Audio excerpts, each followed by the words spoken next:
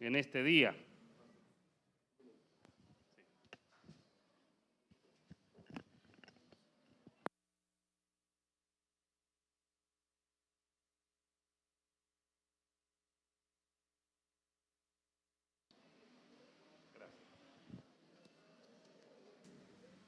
Gloria a Dios. Juan capítulo 1, los primeros 5 versículos. Con la ayuda del Señor queremos meditar con el tema el verbo se hizo carne o el verbo se hizo hombre.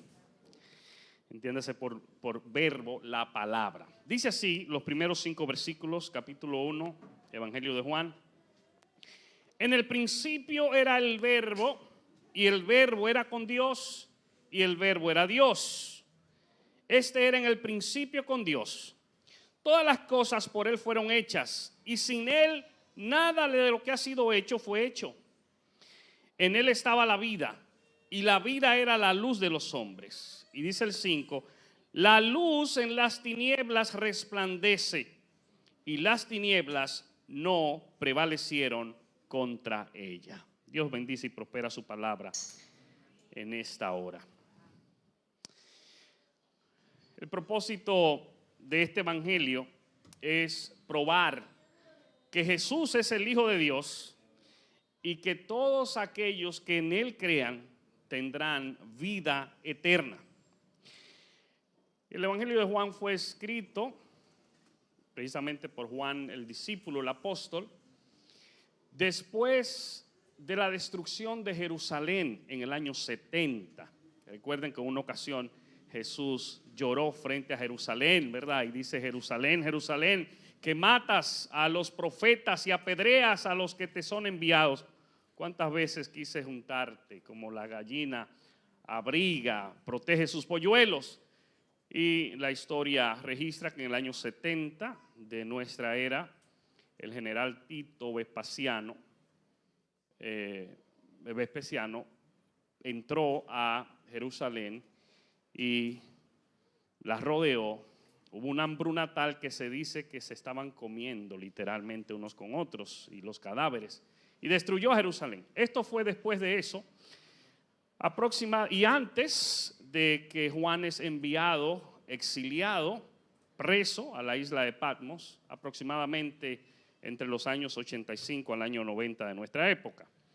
Y si cogemos un versículo central que resume este evangelio de Juan, es en el capítulo 20, versículo 31, que dice: pero estas cosas se han escrito para que creáis que Jesús es el Cristo, el Hijo de Dios, y para que creyendo tengáis vida en su nombre. Hermanos, este es un libro de salvación. El evangelio de Juan es un libro de evangelización, y para tener esa salvación tenemos que creer en Jesucristo. A diferencia de los demás evangelistas, Juan no da una descripción terrenal de Jesús. Él no da una descripción histórica de la vida de Cristo, sino por el contrario, una historia celestial. Y el apóstol Juan nos da una visión sobrenatural de Cristo, del Mesías. Y en ese sentido, Juan es único. El 90% del contenido de Juan no se encuentra en ninguno de los otros evangelistas, ni Mateo, Marcos, ni Lucas. Y aquí vemos que él no incluye genealogía, ni la niñez de Jesús, ni la transfiguración, él no incluye la gran comisión, ni parábolas. El mensaje de este evangelio y de este libro es este: el propio Dios eterno, el mismo Dios se ha hecho humano, el mismo Dios se hizo hombre. El creador se ha hecho parte de su creación, plenamente Dios y plenamente hombre. ¿Y por qué hizo esto? Sencillamente para salvar a los pecadores. Para salvar a los pecadores. Y este es el mensaje que nosotros vemos que Dios, ¿verdad? El Dios eterno, infinito, trascendente, omnisciente, omnipresente, omnipotente, inmutable, ese es el único Dios verdadero y que al mismo tiempo que es Dios, ¿verdad? Sin embargo, lo vemos aquí, lo vamos a ver en el transcurso de esta serie, está en tres personas. En el versículo 14 de este capítulo dice, el Verbo se hizo carne. Juan es mencionado 20 veces en los otros evangelios, pero nunca he mencionado su nombre en su evangelio, ¿verdad? De manera absoluta. Pero él opta por referirse de otra manera. Él, hablando de sí mismo, él dice, el discípulo a quien Jesús amaba. Usted se va a dar cuenta que él se refiere de esa manera. El discípulo a quien Jesús amaba. Y si usted lee los evangelios, se da cuenta que Juan comienza como el hijo del trueno. Él y su hermano mayor fueron llamados Boanerges, su hermano mayor Santiago, y eso es hijo del trueno. Aparentemente ellos tenían un temperamento fuerte, ¿verdad? Sin embargo, luego nosotros vemos que ese hijo del trueno es llamado el apóstol del amor. Y vemos cómo Juan fue procesado. Juan hace alusión en lo que escribe al amor 80 veces y por eso es llamado genuinamente el apóstol del amor. Y en eso yo quiero decirle, mis amados hermanos, que Dios es un Dios que trabaja en nuestro carácter. Dios es un Dios que procesa al hombre. Y yo sé que a todos ustedes o a la mayoría de ustedes Dios ha estado trabajando. A lo mejor cualquiera lo ve ahí mansito, pero cuando lo veía en la otra vida dice, no, pero esa fiera no es verdad que está ahí en esa iglesia. Eso lo hace Dios. Hermanos, eso lo hace Dios. Juan era el hijo del trueno. El hijo del trueno. Y ahora Juan es el apóstol del amor. ¿Usted sabe por qué? Porque eso es lo que hace Dios en el corazón del hombre. Hermanos, es el evangelio, el instrumento que Dios ha dejado para transformar al hombre, para transformar la humanidad.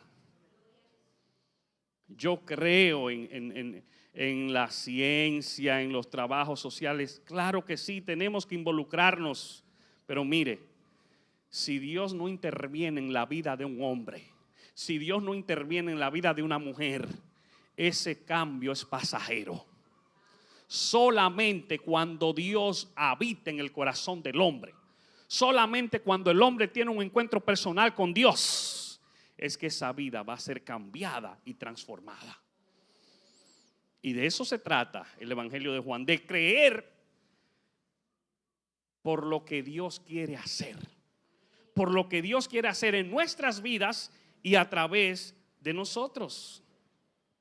También Juan habla mucho acerca de la verdad. Menciona la verdad 25 veces aquí en su evangelio y 20 veces en sus epístolas, en sus cartas. Así que habla acerca de la verdad, por lo menos menciona en 45 ocasiones. Pero Él quiere que nosotros creamos para que entremos en una relación estrecha con el Señor. Y nosotros vemos ese lenguaje, ¿verdad?, en su vocabulario constantemente. Juan era hijo de un hombre llamado Zebedeo y también tenían un pequeño negocio, por así decir, de pesca en Galilea. Su madre se llamaba Salomé y aparentemente, ¿verdad?, no podemos confirmar eso, conforme a Juan 19:25, puede ser que su madre Salomé era hermana de María, la madre de nuestro Señor, por lo que lo convertiría en un pariente de Jesús. Se podría colegir eso, aunque no podemos afirmarlo 100%. Y nosotros vemos que a Jesús se dan títulos que solo le pertenecen a Dios. Y nuestro Señor es descrito como eterno, también como omnisciente, omnipresente, omnipotente, inmutable, soberano, todo glorioso, eterno. Y también por lo que Él hizo, por las obras que Él hizo. Resucitó a los muertos. Él dominó el reino de las tinieblas, perdonó pecados. En ocasiones recibió adoración, permitió que se le adorara. Si usted se da cuenta, en la Biblia, ni los seres angelicales permiten que se le adore, porque solo a Dios se le adora. Él lo permitió, por lo que sabemos y entendemos que Él es Dios. Y la declaración más concisa es la que vemos, y tenemos el tema de hoy, en el versículo 14, el verbo Jesús, ¿verdad? Se hizo carne, se hizo hombre, habitó entre nosotros. El verbo asumió la humanidad. El infinito se hizo finito. El eterno entra en el tiempo. Lo invisible se hace visible. Y en este versículo, el primer versículo, ¿qué quiere decir Juan con el verbo? El verbo era una expresión usada por filósofos y también por teólogos, judíos y griegos, de igual manera.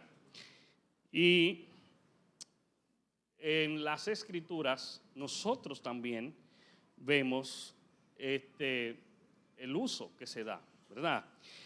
En hebreo nosotros vemos en Salmo 33 que es el agente de la creación, la fuente del mensaje de Dios de su pueblo por medio de los profetas, por medio de la ley. Y en la filosofía griega también el verbo era el principio de la razón que gobernaba al mundo, el pensamiento en la mente. Mientras que en el contexto de los judíos, de los hebreos, el verbo era otra forma de decir Dios. Así que lo que Juan está hablando, lo que Juan está diciendo, no es extraño. Sin embargo, el concepto que Juan está trayendo sí era novedoso para ellos. El concepto que Juan está diciendo, tanto para judíos como para griegos, era algo que no se entendía.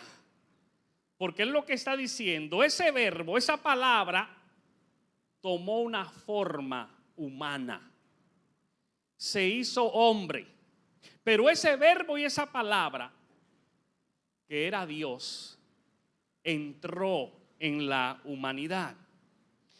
Así que Juan nos dice que Jesús es la encarnación de Dios, que Él es la representación exacta de la naturaleza de Dios, que en Cristo Dios está hablando de manera más clara, más concisa, de una manera completa, de una manera salvadora. Y el que es el ser puro se hace hombre, se hace carne. Eso es lo que significa habitó entre nosotros, hermanos. No es una visión. Su humanidad no es una aparición. Había una línea de pensamiento en esos días, que eran los docetistas, el docetismo, que ellos decían que Jesús era prácticamente una aparición, pero que no era hombre. Era como una visión. Juan está diciendo aquí que no es un fantasma, que no es una aparición, que Él se hizo carne, como dice Filipenses capítulo 2, que Él fue hecho semejante a los hombres y que la plenitud de la deidad habitaba en Él corporalmente. Él era plenamente Dios y era también plenamente hombre. Y quiero decirles en ese sentido que él no era mitad Dios y mitad hombre. No.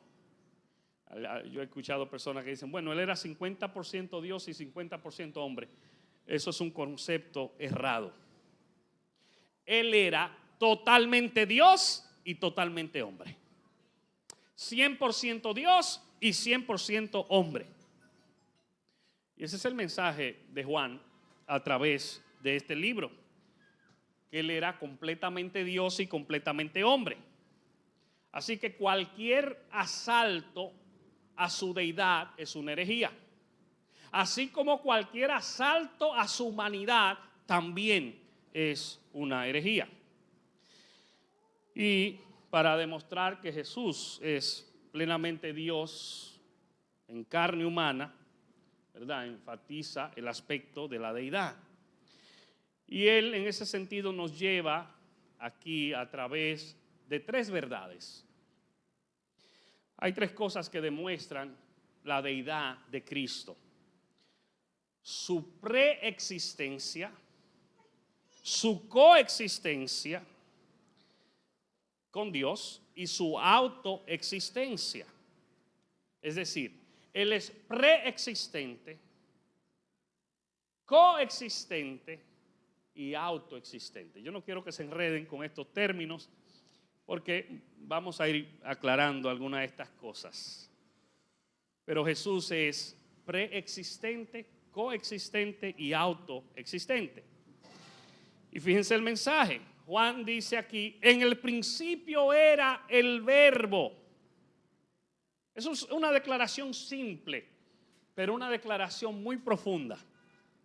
Y lamentablemente una declaración que ha sido muy distorsionada, que ha sido alada por los moños. Porque si a usted le dicen, mira, eso es amarillo, eso es blanco, y usted comienza a buscar, no, que no es blanco, que tiene tal cosa, es porque usted no quiere verlo. Esto es una declaración simple.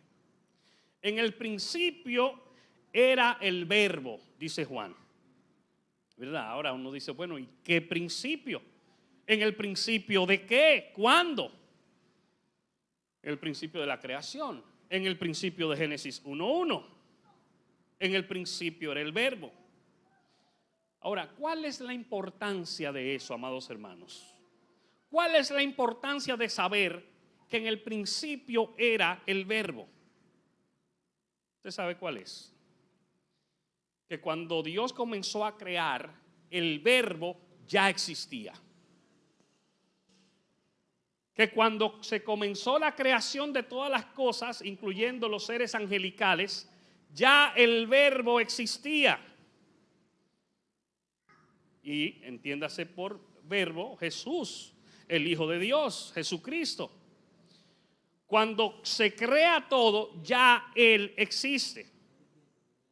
Ahora, si tú no eres parte de la creación, entonces no eres parte del tiempo ni del espacio. Entonces, si no eres parte del tiempo y del espacio, entonces es porque eres eterno. Porque si no estás sometido a tiempo y espacio, es porque eres eterno.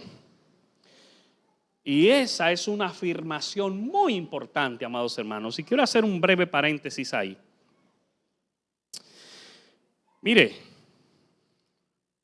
hay muchas gente, ¿verdad? Y doctrinas diferentes y tendencias.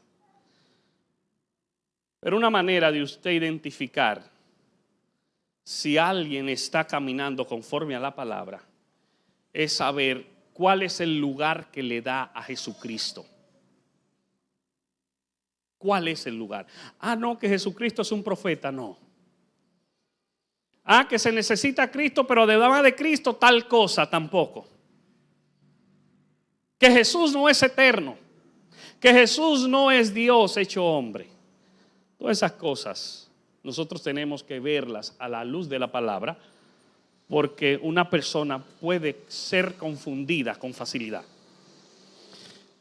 Cuando Juan dice en el principio era el Verbo, Juan está diciendo cuando se comenzó a crear ya Él existía.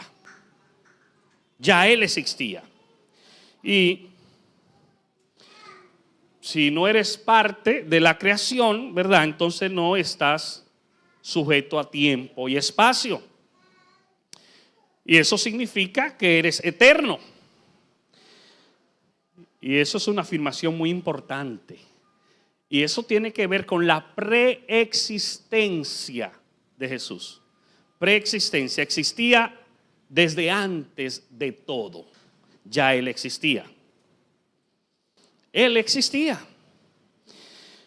Y en el original está el tiempo imperfecto de lo que se está hablando del verbo ser, que tiene que ver con continuidad,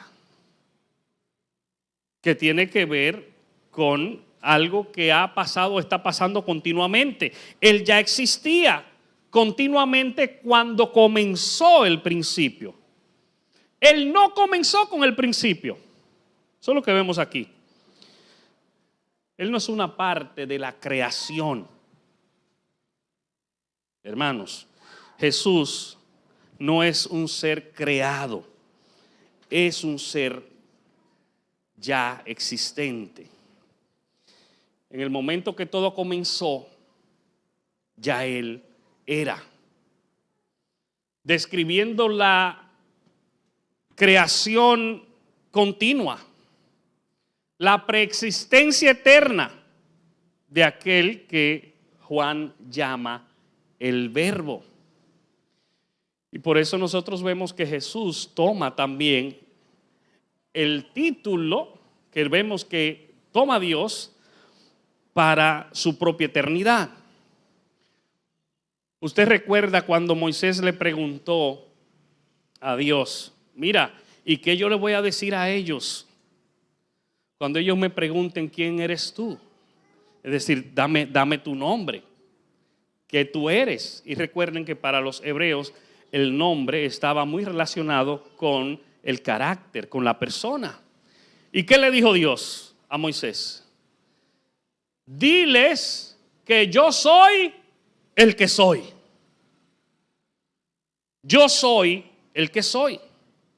Hermanos, y Jesús se atreve a decirle a los judíos, en Juan 8:58, antes que Abraham fuera, ¿qué dijo? Yo soy. Cuando él dijo eso no le cayó bien a ellos. Antes que Abraham fuera, él dijo, yo soy. Hablando igualmente que Dios el Padre. Él está diciendo, ya yo existía antes de todo. Él existía como Dios. Hermanos, Él está fuera del tiempo. Y por eso Él es eterno. Pero fíjense, Él no existe solo como Dios eterno, sino que existía eternamente con Dios, el Padre. Y también eso es muy importante, porque aquí nosotros vemos que es eterno, es Dios, pero es distinto en la persona a Dios el Padre. Y aquí, en estos versículos, hablando de el Dios Trino, encontramos dos, ¿verdad? Aunque en Génesis vemos a los tres. Y Él es Dios, el Verbo. Pero el Verbo estaba con Dios, dice Juan. Y uno se pregunta, ¿cómo puede ser Dios y estar con Dios? Hermanos, lo que Jesús enseñó está estrechamente relacionado con lo que Él es o con quien Él es. Juan muestra a Jesús como totalmente Dios y totalmente humano. Y a pesar de que Jesús toma nuestra humanidad, a pesar de que Jesús vive como uno de nosotros, vive como un hombre, Él nunca dejó de ser el Dios eterno, que siempre existió, el sustentador de todas las cosas, como dice Hebreos capítulo 1. Y esa es la verdad acerca de Jesús que Juan está explicando y que Juan está diciendo aquí. Yo quiero decirte que si nosotros no creemos a esa verdad básica, no vamos a tener suficiente fe para confiar nuestro destino al Señor. Fíjense la importancia de creer. Si nosotros no creemos en esta verdad básica, nosotros no vamos a tener suficiente fe para poner en sus brazos, para poner en sus manos nuestro destino. Y en ese sentido me llama mucho la atención la fe del malhechor en la cruz. El malhechor no está viendo a Jesús caminar sobre las aguas. El malhechor no está viendo a Jesús calmar la tempestad. El malhechor no está viendo a Jesús levantar a un muerto. El malhechor está viendo a Jesús en su estado más vulnerable, en una condición deplorable. Pero él aún ve a Jesús ahí. Él ve que Jesús es diferente. Y en esa condición de debilidad, en esa condición